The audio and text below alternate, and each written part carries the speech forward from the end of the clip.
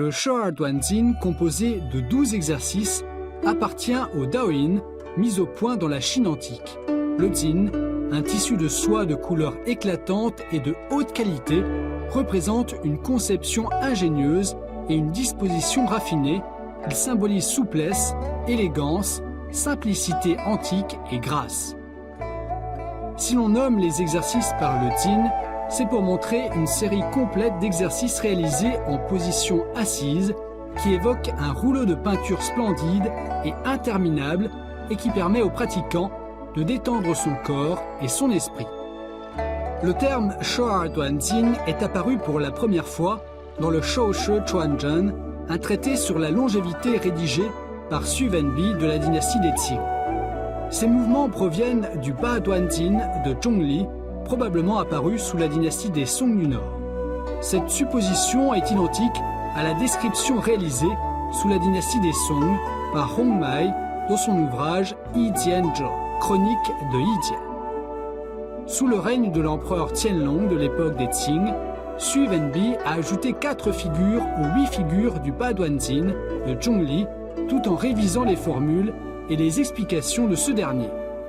Il a également modifié le nom du Ba-Duanjin pour en faire le Sho'er-Duanjin. Sous le règne de l'empereur Xianfang de la même dynastie, après avoir consulté les œuvres médicales, Pan Wei a ajouté des exercices externes au Sho'er-Duanjin de Xu Wenbi pour l'améliorer. Il a répertorié ces exercices dans son ouvrage Weishang Yaoshu, l'essentiel de la médecine, et a gardé les formules et les figures de Xu Wenbi. En 7e année du règne de l'empereur Guangxu des Qing, Wang Zhuyuan a réédité le livre de Pan Wei, mais il a modifié le titre pour en faire Nei Gong Tu Shuo, explication illustrée des exercices internes, tout en gardant le contenu. La publication de ce livre a exercé une influence générale et a rendu populaire le Sho'er-Duanjin. En 2007, le Centre de gestion du Qigong pour la santé, relevant de l'administration nationale chinoise de la culture physique et du sport, a rédigé le Qigong pour la santé, Sho'er-Duanjin, en se basant sur l'approfondissement de l'étude et la reclassification du Ba-Duanjin de Zhongli et de l'ancien Sho'er-Duanjin. Ces exercices ont conservé les mouvements principaux des exercices originaux et ont hérité de leur quintessence, caractérisée par la combinaison du dynamisme et de l'immobilisme, ainsi que celle de la culture du corps et de l'esprit.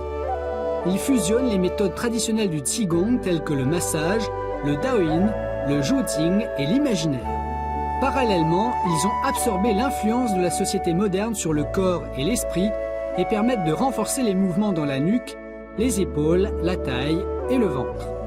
Le Sho'er-Duanjin ne se limite pas aux théories des anciens, il fusionne tradition et modernité. En tant que perfectionnement du Sho'er-Duanjin traditionnel, ces exercices combinent santé, culture de l'esprit, divertissement et esthétique.